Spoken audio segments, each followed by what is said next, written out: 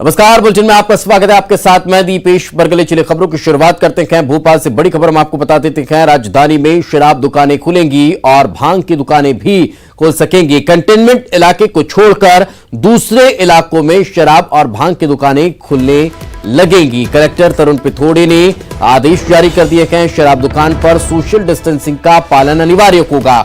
सुबह 7 बजे से शाम 7 बजे तक दुकानें खुल सकेंगी, लेकिन लिकर एसोसिएशन शराब दुकानें खोलने के लिए तैयार नहीं है, मगर प्रशासन ने अनुमति शराब दुकानें खोलने के लिए जारी कर दी है। सोशल डिस्टेंसिंग बेहद अनिवार्य होगी, लेकिन जो कंटेनमेंट इलाके हैं वहां पर अभी जैसी स्थिति यथावत रहेगी, यानी कि अभी जैसे शराब की दुकानें बंद हैं वैसी ही कंटेनमेंट एरिया में शराब की दुकानें बंद रहेंगी। कंटेनमेंट एरिया के बाहर जो क्षेत्र आते हैं, कंटेनमेंट एरिया के बाहर जो शराब की दुकानें हैं, भांग की दुकानें हैं, वो अब खुल सकेंगी।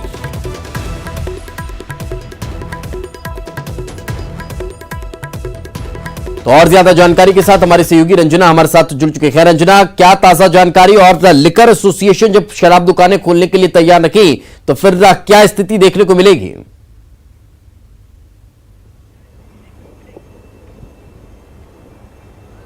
जी दिपेश, बिल्कुल जो ग्रीन जोन वाले जिले थे वहां पर पहले से ही शराब दुकानें खोलने की अनुमति मिल गई थी, लेकिन राजधानी भोपाल जो कि रेड जोन में शामिल है, ऐसे में यहां पर जो कंटेनमेंट एरिया है इनको छोड़कर बाकी सारे एरिया में शराब दुकानें खुल सकेंगी। लेकिन अभी शराब दुकानें खोलने को लेकर भी असमंजस है, क्योंकि लिकर एसोसिएशन शराब दुकानें खोलने के पक्ष में नहीं है, क्योंकि उनका यही कहना है कि जब लॉकडाउन के दौरान जब शराब दुकानें बंद रही तो वो आबकारी शुल्क आबकारी विभाग को क्यों जमा कराए, और इसी बात को लेकर जो आबकारी लिकर एसोसिएशन है ये पूरा मामला हाईकोर्ट भी पहुंचा है, और हाईकोर्ट से अभी फिलहाल जो लिकर एसोसिएशन है उनको राहत भी मिली हुई है, और अगली जो सुनवाई है वो 2 जून को होनी है। ऐसे में यही देखना होगा कि क्या कल जो जिला प्रशासन के आदेश को मानते हुए लिकर एसोसिएशन अपनी दुकानें खोलेगी। हालांकि जो छोटे शराब दुकानदार हैं या फिर जो भांग की दुकान चलाने वाले जो दुकानदार हैं वो लंबे समय से दुकानें खोलने का इंतजार कर रहे थे, तो जाहिर सी बात है कि कल उनकी दुकानें जरूर खोलेंगी और सोशल डिस्टेंसिंग के साथ जरूर जो दुकानों पर लोग भी पहुंचेंगे। लेकिन यहाँ पर लिकर एसोसिएशन की दुकान खोलने से ज्यादा लोगों को इंतजार है कि जल्द से जल्द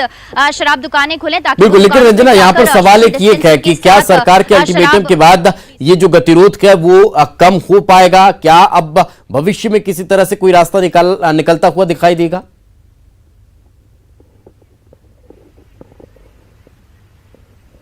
जी दिपेश, बिल्कुल। क्योंकि जिस तरह से मामला अभी हाईकोर्ट में है और अभी लिकर एसोसिएशन को राहत भी मिली है, क्योंकि उनकी यही मांग है कि लॉकडाउन के जो 60 दिन है उस दौरान जब दुकानें बंद रहीं तो जो लाइसेंसी फीस उनको देनी पड़ती, यानी एक दिन का 3 करोड़ रुपए शराब व्यवसायियों को देना होता है, आबकारी विभाग को जमा करना होता है। उनका तर्क ये है कि जब दुकानें बंद रही हैं तो वो जो शुल्क वसूला जा रहा है वो माफ कर दिया जाए, और इसी बात को लेकर पूरा मामला हाईकोर्ट में है। फिलहाल अभी लिकर एसोसिएशन के पक्ष में ही फैसला है, उनको राहत भी मिली है, लेकिन फिलहाल जो पूरे मामले की सुनवाई 2 जून को होनी है, आखिरी फैसला भी 2 जून को आना है, तो उसी बात को लेकर अभी थोड़ा सा असमंजस भी है कि क्या जिला प्रशासन के आदेश को लेकर एसोसिएशन शराब व्यापारी मानते भी हैं, दुकानें खोलते हैं, या फिर अभी भी दुकानों पर पहले की तरह ही ताला पड़ा हुआ दिखाई देता है। तो ये आने वाला वक्त बताएगा कि आखिर क्या हल इसका निकलता हुआ दिखाई देता है। बहुत बहुत शुक्रिया इस तमाम जानकारी के लिए।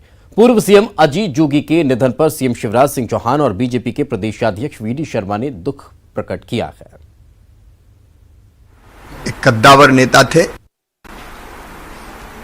और अद्भुत जीवट उनके अंदर था।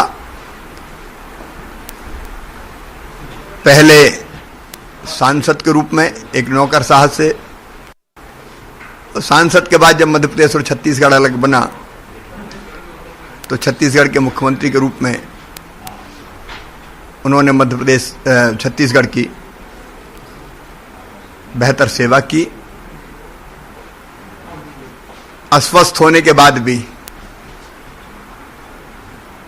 ऐसी हालत में जब पैर चल नहीं सकते तब व्हील चेयर पर बैठकर एक राजनीतिक दल को चलाना अपने आप में एक अद्भुत साहस का काम है। उसी जीवटता के साथ वो छत्तीसगढ़ की जनता के लिए संघर्ष करते रहे। मैं उनको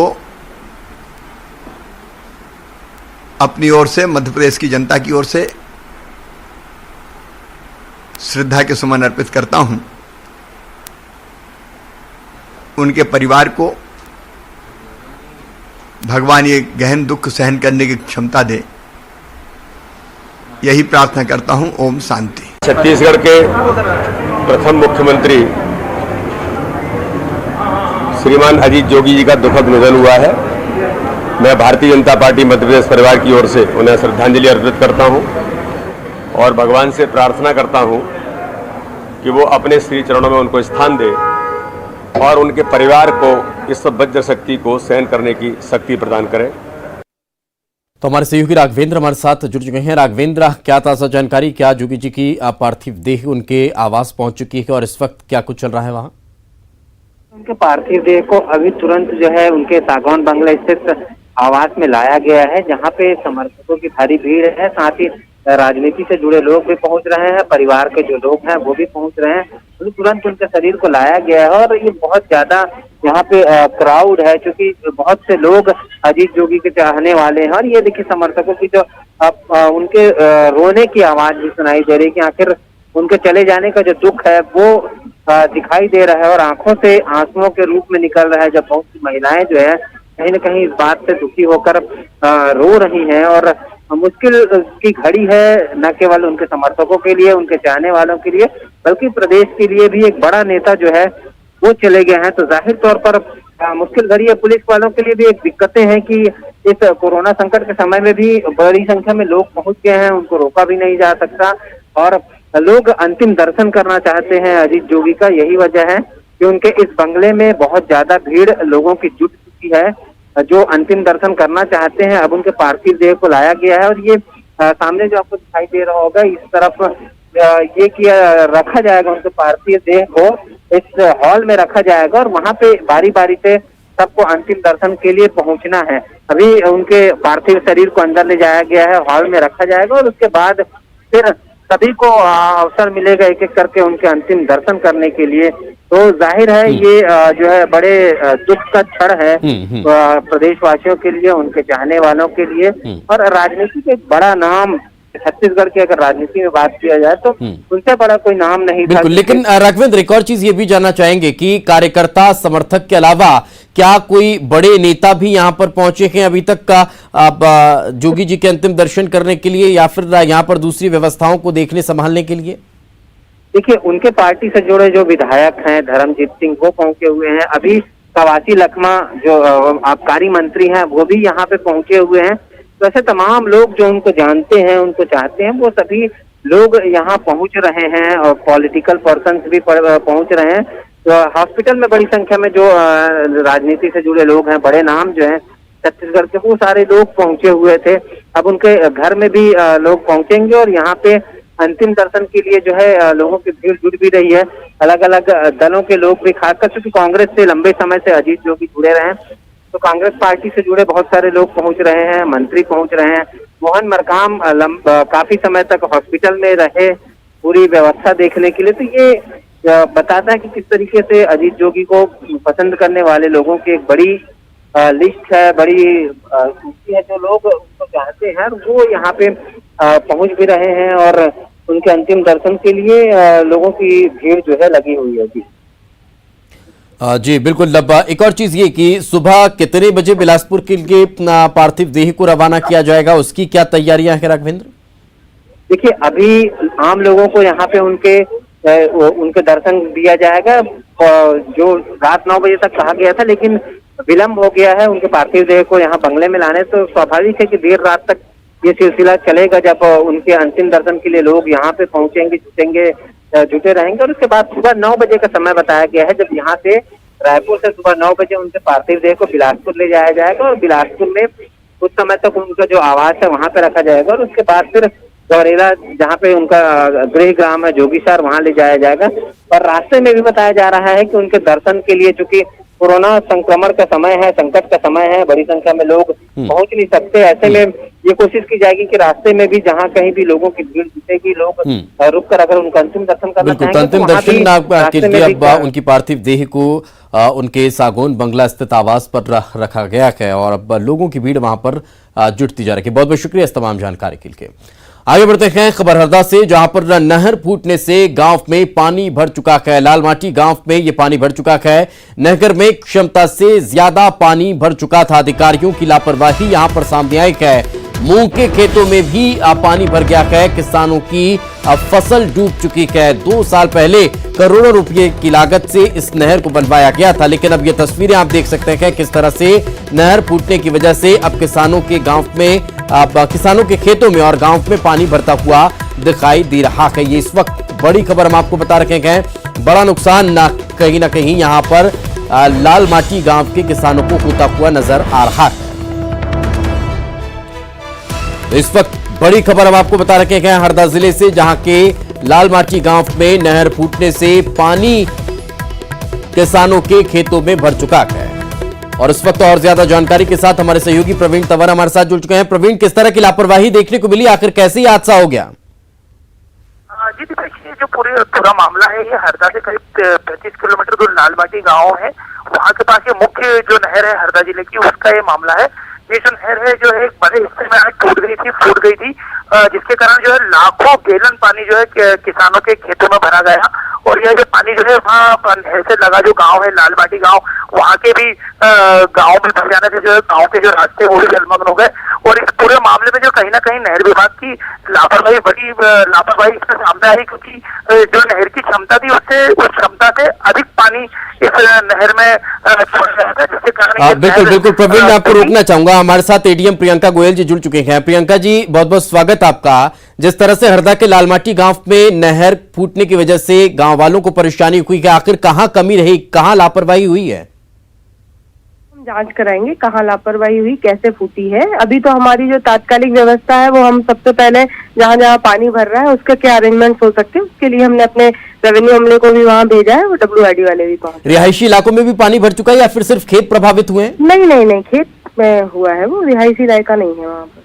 जी, कितने एकड़ की जमीन, कहीं ना कहीं कितने किसानों की यहाँ पर फसल बर्बाद होती हुई नजर आ रही है? थोड़ा सा सर्वे के बाद पता चलेगा उसमें ना कितने लोगों की हुई। अभी तो तात्कालिक रूप से जो नहर का लगा हुआ एरिया है वहीं पर पानी भरा हुआ है, और उसके बाद अभी इसका करके उससे पता चलेगा। प्रियंका जी, बताया जा रहा है कि लगभग 2 साल पहले ही इस नहर का निर्माण हुआ था, लेकिन अचानक इतनी बड़ी त्रासदी जैसे हो जाना, फूट जाना, ये कैसे हो पाया? नहीं, ऐसा जो फूटी है नहर, मैंने आपको बताया उसका जो टेक्निकल कारण है वो तो टेक्निकल टीम ही बता पाएगी। अभी सिर्फ हम कयास ही लगा सकते हैं उसमें कि क्यों फूटी है। तो मैंने आपको बताया कि इसके लिए एक जांच समिति बना के उसकी जांच भी की जाएगी। और अभी जो हमारा तात्कालिक वो है डिजास्टर मैनेजमेंट का, कि हमको जो पानी भर गया है किसानों की यदि फसल खराब हुई है तो उसको देखना है, वो हम यहाँ कार्रवाई कर रहे हैं। चलिए, बहुत बहुत शुक्रिया मैडम समय निकालने के लिए, हमसे बातचीत करने के लिए। तो ये एडीएम प्रियंका गोयल जी थी जो बता रही हैं कि हम टीम बना करके और जांच पड़ताल कराएंगे और जहां लापरवाही हुई होगी उसकी कार्रवाई जरूर होगी। साथ ही साथ उन्होंने ये भी कहा कि सबसे पहली प्राथमिकता है कि जिन किसानों के खेतों में पानी भरा है उसे किस तरह से खाली कराया जाए, किसानों की फसलों को उनकी फसलें बर्बाद ना हो। इस तमाम पहलुओं पर कहीं ना कहीं विचार विमर्श किया जा रहा है। और चलिए एक बार फिर आपको भोपाल लिए चलते हैं, जहां पर गृह स्वास्थ्य मंत्री नरोत्तम मिश्रा मीडिया को संबोधित कर रहे हैं। और डबलिंग जिसे कहते हैं ना, डबलिंग भी आप जिस तरह से देखेंगे हमारी बढ़ती जा रही है। अब 27 दिन की हो गई है। पहले मैंने 24 बताई, 26 बताई, अब 27 बता रहा हूं। डबलिंग भी हमारी बढ़कर 27 हो गई है। अब कोरोना के मरीज मध्य प्रदेश में 3042 रनिंग हैं वर्तमान। और अभी तक जो रिकवरी जिनने की है, जो ठीक हुए हैं, वो 4279 हैं। ये सारे अंक मैं आपको दे रहा था। 4279। हाँ जी। अब कल के केस आप सुनना चाहें तो इंदौर में हमारे 84 आए। ये सब जो मैंने बताए हैं 192 उसकी डिटेल है। भोपाल में 22, उज्जैन में 19, खंडवा में 1, नीमच में 8, सागर में 27। चलो, जावर में हमने जनता कर्फ्यू या लॉकडाउन संपूर्ण किया था, वो पूरी तरह से नियंत्रण में है और अभी उसकी रिपोर्ट आई नहीं है। और पूछें मैं दूसरे विषय पे आ जाऊं। ये एक चीज हो रही है, ये भाई साहब, ये व्यापारी को और लोगों का कहना है कि 5 बजे तक दुकानें जो बाजार खुलते हैं वो उसका 7 बजे तक किया जाए, क्योंकि 5 बजे ऑफिस से निकलते हैं, जब तक मार्केट बंद हो जाता है। कहाँ पे? तभी कृषि शर्मा ने भी मांग की है कि हमारे 8 बजे तक 7 बजे तक कर दें। देखिए, अब 31 तारीख परसों है, तो इसलिए ये उतावलापन काहे का। अगर लंबा से गैप होता तो निश्चित रूप से हम बोल ही देते, क्योंकि 31 तारीख वैसे भी लॉकडाउन की तारीख है, तो इसलिए परसों तक के लिए आज बोलना सामयिक नहीं रहेगा। फिर भी आप आदेश देंगे तो बोल दूंगा। पड़ेगा लॉकडाउन क्या? ये देखिए, अपने देश के यशस्वी प्रधानमंत्री जी, जिनकी नज़ीर आज विश्व दे रहा है, और उन्हें जिस तरह से विश्व के अंदर भारतीय संस्कृति, भारतीय सभ्यता, लॉकडाउन, ये नई कंसेप्ट दिया है, आज विश्व उसके ही अनुसरण कर रहा है। लॉकडाउन बढ़ेगा या घटेगा, हम अपना सुझाव माननीय प्रधानमंत्री को देंगे। जो निर्णय केंद्र का होगा उसका अक्षर से पालन भी करेंगे। राजभवन में भी जो है, मतलब कि 3 और नए पॉजिटिव केस आज मिले, तो संख्या बढ़ती 11 हो गई। नहीं, निश्चित रूप से संख्या बढ़ी है। महामहिम पूरी तरह से स्वस्थ हैं, मेरी उनसे संवाद हो रहा है, और जो लोग, मैंने गहराई में भी गए थे, जहांगीराबाद से जो व्यक्ति पहुंचा था, उसके बाद से फिर वो स्लिप हुआ है, पर अब स्थिति नियंत्रण में है। सर, अब होम्योपैथी के भी अच्छे पूरे हो रहे हैं, मोदी जी को दूसरे टेन्योर का होम्योपैथी के भी अच्छे परिणाम सामने आ रहा है। आज 29 मरीज ठीक हुए अभी तक होम्योपैथी से, तो 30। निश्चित रूप से यशस्वी प्रधानमंत्री जी का कार्यकाल भी यशस्वी ही रहा है, पर चूंकि कोरोना के सामने ऐसा बीमारी हम सबके सामने आई है, उस बीमारी के कारण से अब हमें पूरी एहतियात और सावधानी पर ही ध्यान देना है।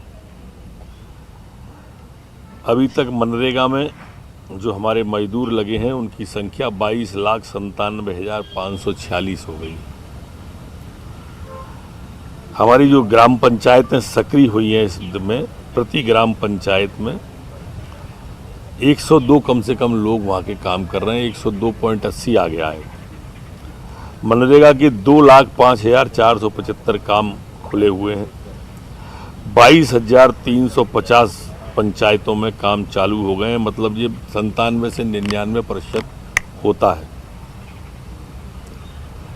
400-500 पंचायतें ऐसी भी हैं अभी जहाँ काम चालू नहीं हुआ है, तो वहाँ उस तरह के मजदूरों को देखा भी जा रहा है। कुल पंचायतें हमारी 22,809 हैं। प्रति पंचायत कार्य 9.1 के हिसाब से चालू है।